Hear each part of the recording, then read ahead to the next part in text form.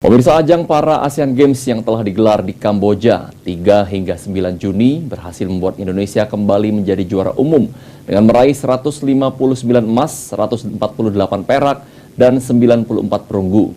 Dari jumlah tersebut, 14 medali emas berhasil disumbang oleh atlet asal Sumsel, yaitu dari cabur renang.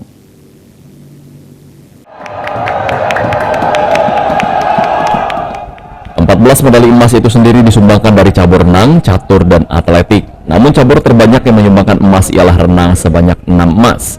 Jumlah 14 medali emas tersebut telah melebihi target yang dituangkan oleh National Paralympic Committee Indonesia atau NPCI Sumatera Selatan. Pasalnya dalam ajang Asian Para Games di Kamboja pada 3 hingga 9 Juni lalu, atlet Sumsel hanya ditargetkan menyumbang 11 medali emas.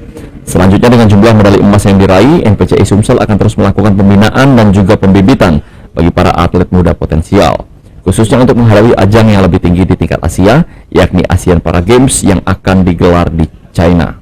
Selain itu juga, kini sejumlah negara di ASEAN telah memiliki atlet pelapis, sehingga Indonesia khususnya Sumatera Selatan juga harus memiliki atlet pelapis. Bahwa negara-negara luar itu sudah banyak pelapis-pelapisnya. Nah, makanya di kita juga pusat mempersiapkan mungkin pelapis-pelapisnya untuk tingkat internasional, dan kita juga di Sumatera Selatan juga jalan cepat, makanya hari ini. Untuk mendapatkan atlet disabilitas yang berkualitas, maka pada bulan depan Sumatera Selatan akan menggelar ajang Paralimpik pelajar tingkat nasional. Firman Hidayat, PAL TV.